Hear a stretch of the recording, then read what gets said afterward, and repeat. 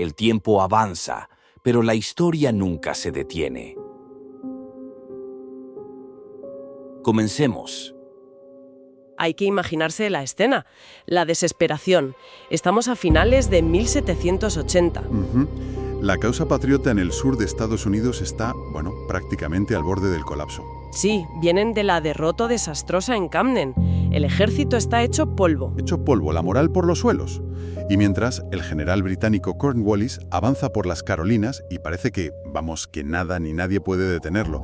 La revolución pende de un hilo. Y es justo ahí, en ese momento tan bajo, cuando todo parece perdido, donde surge una de las victorias tácticas más brillantes, y más decisivas de la historia militar de Estados Unidos, la Batalla de Cowpens. La Batalla de Cowpens.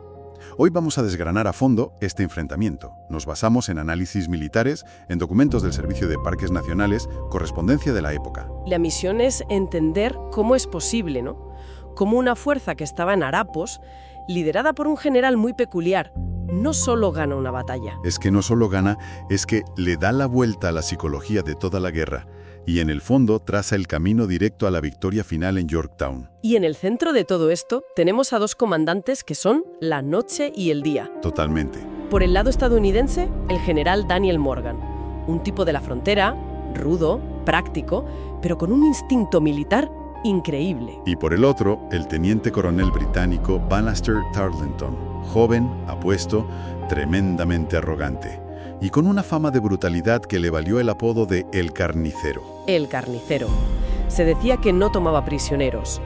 El choque entre estos dos tenía que ser explosivo. Para entender por qué este choque es tan crucial, primero hay que entender el plan británico, la llamada estrategia sureña. Ajá. En Londres estaban convencidos de que la guerra se podía ganar en el sur. Creían que en Georgia, las Carolinas, Virginia, iban a encontrar un montón de lealistas a la corona. O sea, el plan era sencillo: conquistar el sur, consolidar el control con ayuda local y luego simplemente asfixiar a las colonias rebeldes del norte. Exacto. Y tras la victoria en Camden parecía que les estaba funcionando.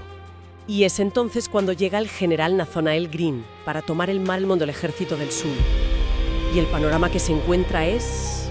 Desolador es poco. Menos de 1000 soldados continentales, unos 500 milicianos, muchos sin zapatos, sin comida. La moral por los suelos. Por los suelos. Enfrentarse al ejército de Cornwallis en una batalla abierta era un suicidio, no era una opción. Y aquí es donde Greene toma una decisión que rompe todos los manuales militares de la época. Una jugada que sus propios oficiales consideraron una locura. Decide dividir su ya minúsculo ejército en dos. Un momento, ¿dividir su fuerza cuando apenas tiene hombres para formar una? Suena a error de principiante. Suena a eso, pero ahí está la genialidad, y es la primera gran lección de esta campaña. Cuando eres el bando débil, no puedes luchar en los términos del enemigo. Tienes que cambiar las reglas del juego. Vale, entiendo. No busca la gran batalla, sino crearle dos problemas a la vez. Justo. Greene se queda con una parte de las tropas para hacer una guerra de guerrillas, hostigar las líneas de suministro de Cornwallis. Y la otra parte, más pequeña, de unos 600 hombres, la pone bajo el mando de Daniel Morgan. Exacto. Y su misión es adentrarse en Carolina del Sur, reclutar más milicianos y amenazar los flancos británicos. Ser como un mosquito molesto que no te puedes quitar de encima. Y esta maniobra, claro, desconcierta a Cornwallis por completo. Se obsesiona con la idea de que Morgan puede atacar el Fuerte 96, que era estratégico. Y pica el anzuelo. Y comete el mismo error que Greene. Divide sus propias fuerzas. ¿Y a quién elige para cazar a Morgan? Supongo que no envía a cualquiera. Envía a su perro de presa, a su hombre más temido y eficaz, Banastre Tarleton y su legión británica. Una fuerza de élite de unos 1100 efectivos con la orden clara de alcanzar y destruir a Morgan. Y ahí empieza la persecución. El depredador más feroz del ejército británico, pisándole los talones a la pequeña fuerza de Morgan. Morgan sabe que Tarleton le pisa los talones y que su legión es más rápida. La huida no es una opción a largo plazo. Tarde o temprano le alcanzará. Así que, en lugar de esperar a que lo cacen en un mal sitio, el 16 de enero de 1781, Morgan hace algo que nadie esperaba. Se para, decide luchar y elige el lugar. Un sitio conocido como Cowpens, que no era más que eso, unos corrales de vacas. Y el terreno que elige es, a primera vista, un disparate táctico. Una llanura abierta, perfecta para la caballería de Tarleton, y lo más raro de todo, con el río Broad a su espalda. Sí, que venía crecido por las lluvias además. Cortaba cualquier posibilidad de retirada. A ver, tengo que insistir en esto. El río a la espalda. Está eliminando su propia vía de escape. Nadie en su campamento le dijo que era una temeridad, que estaba condenando a sus hombres. Claro que sí. Sus oficiales estaban horrorizados. Pero aquí es donde vemos la genialidad psicológica de Morgan. No eligió ese terreno a pesar de sus desventajas, sino precisamente por ellas. ¿Cómo? Conocía a su gente. Sabía que la milicia, que era su tropa menos fiable, tenía la fama de huir a la primera carga de bayonetas. Y conocía a su enemigo. Sabía que Tarleton era impetuoso, arrogante. Así que el terreno no era un error, era un mensaje. Era un mensaje y una trampa. El río a la espalda le decía a la milicia, no hay a dónde ir, hoy luchamos o morimos aquí. Les quitaba la tentación de huir. ¿Y el campo abierto? El campo abierto era el cebo perfecto para la soberbia de Tarleton. Vería la oportunidad de aplastar a los rebeldes con una carga de caballería frontal. Morgan no eligió un campo de batalla, diseñó un escenario a medida para las debilidades de sus hombres y la arrogancia de su adversario. Y no se quedó ahí, ¿verdad? Tengo entendido que pasó la noche anterior haciendo algo bastante inusual para un general. Pasó la noche entera recorriendo el campamento, como un padre animando a sus hijos, ¿sabes? Fue de fogata en fogata hablando con cada unidad, explicando el plan una y otra vez. ¿Quería asegurarse de que todos supieran qué hacer? Todos, desde el oficial de más alto rango hasta el miliciano más novato, que supieran qué tenían que hacer y por qué. Les dio órdenes simples, directas, y sobre todo les dio confianza. Se cuenta que les decía, dadme 2 disparos y podréis iros a casa. 2 disparos, una petición muy concreta. Y otra orden aún más brutal y específica, apuntad a las charreteras. A las insignias de los hombros de los oficiales. Exacto. O sea, apuntad a los oficiales. Quería descabezar el ataque británico desde el primer momento.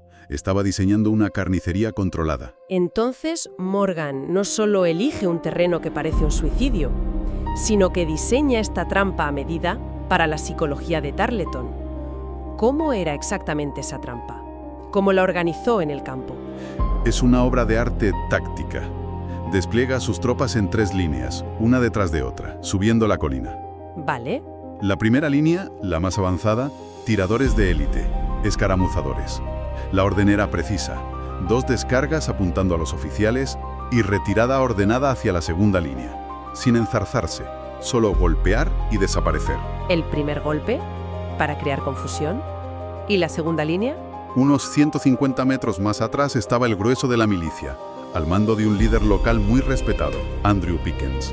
Sus órdenes eran parecidas, pero con un matiz clave. Aguantar 2 descargas y luego retirarse. ¿Pero cómo? Su retirada no debía parecer ordenada. Debían correr detrás de la colina, dando la impresión de una huida caótica. La típica desbandada de la milicia que Tarleton esperaba y ansiaba ver. Y ahí está el cebo. Pero la trampa real, el golpe de gracia, estaba oculta. Exactamente. Ocultos tras la cima de la colina, fuera de la vista de los británicos, se encontraba la tercera línea. Los soldados continentales veteranos, la tropa de élite de Morgan.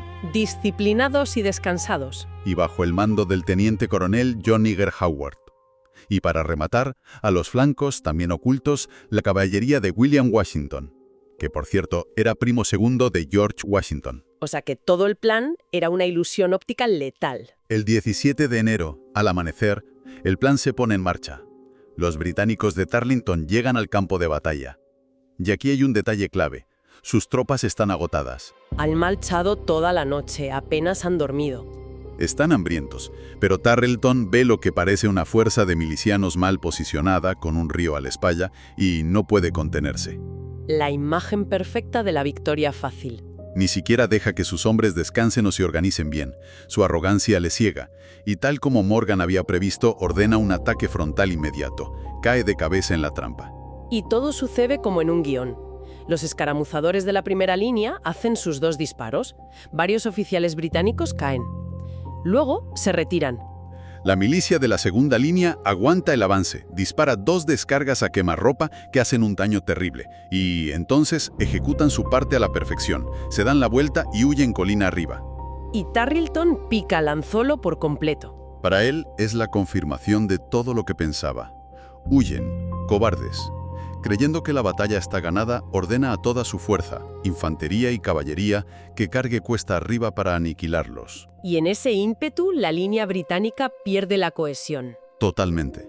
Los soldados, ya exhaustos, corren jadeando colina arriba. Se convierten en una turba desorganizada. Y aquí llega el momento clave, la revelación. Los británicos llegan a la cima de la colina, agotados, esperando masacrar a los que huyen. Pero lo que encuentran es un muro de silencio. La tercera línea de continentales frescos, firmes, esperándoles. Y a una orden de Howard, a escasos 30 metros, descargan una andanada devastadora que destroza la vanguardia británica. El shock debió de ser total. Absoluto. Y antes de que puedan recuperarse, Howard ordena lo impensable, una carga a la bayoneta. Los continentales se lanzan cuesta abajo contra ellos, y en ese preciso instante, la trampa se cierra. Por los flancos. La caballería de William Washington emerge por un flanco, y la milicia de Pickens, que no había huido sino que se había reagrupado, aparece por el otro. Es un doble envolvimiento de manual, una maniobra de pinzo perfecta. En menos de una hora, la fuerza de élite de Tarleton, la temida Legión Británica, deja de existir. Es aniquilada. Espera, repite esas cifras de bajas, porque son brutales. Son impactantes, sí.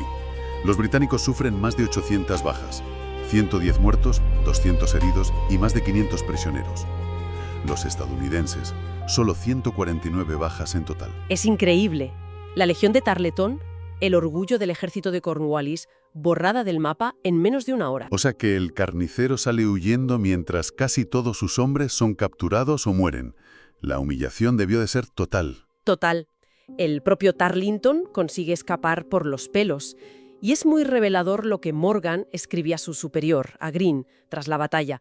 Cito textualmente: «No se mató, hirió o insultó a un solo hombre después de que se rindiera». Un contraste deliberado y muy claro con la reputación sanguinaria de Tarleton, ¿no?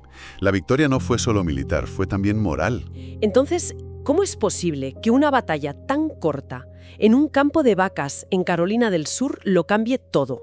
¿Cuál es el efecto dominó aquí? El efecto es inmenso y tiene dos vertientes. La primera es psicológica. El impulso moral. Tremendo. Para la causa patriota fue un subidón. Venían de una derrota humillante y de repente no solo ganan, sino que aniquilan a una de las mejores unidades británicas. Y lo más importante, demuestra que la milicia, bien liderada, puede ser muy efectiva. Y para los británicos, un golpe al ego. Un golpe que, como dicen las fuentes, aplastó sus egos y su psique. Y la segunda vertiente, claro, es puramente estratégica. Claro. Cornwallis no solo pierde 1.100 de sus mejores hombres, pierde su fuerza de reacción rápida, su caballería de élite, los ojos y oídos de su ejército. La Legión de Tarleton era clave para sus planes y ahora simplemente ya no existía. O sea que la derrota lo ciega. Deja de pensar como un estratega y empieza a pensar en la venganza. Exactamente. Cornwallis se enfurece. Se convierte en una obsesión personal. Abandona su plan y se lanza a una persecución desesperada de Morgan y Greene, la famosa carrera hacia el río Dan. Y para moverse más rápido, toma una decisión drástica. Quema gran parte de su equipaje y suministros, incluido el ron para sus soldados. Aligera su ejército, pero también lo desmoraliza y lo debilita muchísimo. Y esta persecución agota a sus tropas, estira sus líneas de suministro hasta el límite. Y aunque unas semanas después, en la batalla de Guilford Courthouse, Cornwallis consigue una victoria. Es una victoria pírrica. Gana el campo de batalla, pero su ejército queda tan destrozado que no puede continuar la campaña. Y se ve forzado a retirarse. Y retirarse hacia la costa de Virginia, a Wilmington, para intentar reabastecerse. Y finalmente, se establece en un pequeño puerto que será su tumba militar, un lugar llamado Yorktown. Y en Yorktown es donde termina todo. La flota francesa bloquea la bahía. El ejército combinado de Washington y Rochambeau llega desde el norte y lo rodea por tierra. Y en octubre de 1781 se rinde. La guerra en la práctica ha terminado. Y toda esa cadena de eventos, esa serie de malas decisiones de Cornwallis, comenzó con la humillante derrota que su mejor hombre sufrió en un lugar llamado Cowpens. Fue la primera ficha de dominó. La primera ficha de dominó que derribó todo el edificio del poder británico en América. Y hay un epílogo fascinante en la historia de Banastre Tarleton. Años más tarde, con Gran Bretaña en guerra contra Napoleón, se consideró a Tarleton para liderar las fuerzas británicas en la península ibérica. Increíble, pero cierto. Sin embargo, fue descartado. En parte, por el recuerdo de su arrogancia, su mala gestión y su catastrófica derrota en Cowpens. Y lo más asombroso es quién fue elegido en su lugar. Un tal Arthur Wellesley, quien más tarde pasaría a la historia como el Duque de Wellington, el general que derrotó a Napoleón en Waterloo. Es uno de esos y sí de la historia que te dejan pensando. El eco de una derrota en Carolina del Sur resonó décadas después en la elección de un comandante que cambió el destino de Europa. Totalmente. Te das cuenta de que la historia no es una línea recta, es una red de consecuencias. Y esto nos lleva a una reflexión final. A pesar de su brillantez táctica y su importancia estratégica innegable, la batalla de Cowpens no es tan conocida popularmente como, Lexington, Saratoga o Yorktown. No está en el panteón de las grandes batallas que todo el mundo conoce. No. Y esa es una pregunta interesante, porque algunos momentos decisivos de la historia, algunas obras maestras tácticas, quedan en un segundo plano en la memoria colectiva. ¿Qué factores hacen que una batalla se convierta en leyenda, en un símbolo, mientras otras que fueron igual de cruciales permanecen como joyas ocultas para especialistas? Es una reflexión sobre cómo construimos y recordamos nuestro pasado, y qué historias elegimos contar, y cuáles, por alguna razón, dejamos en la sombra. Cada episodio es una batalla contra el olvido. Gracias por estar del lado de la memoria.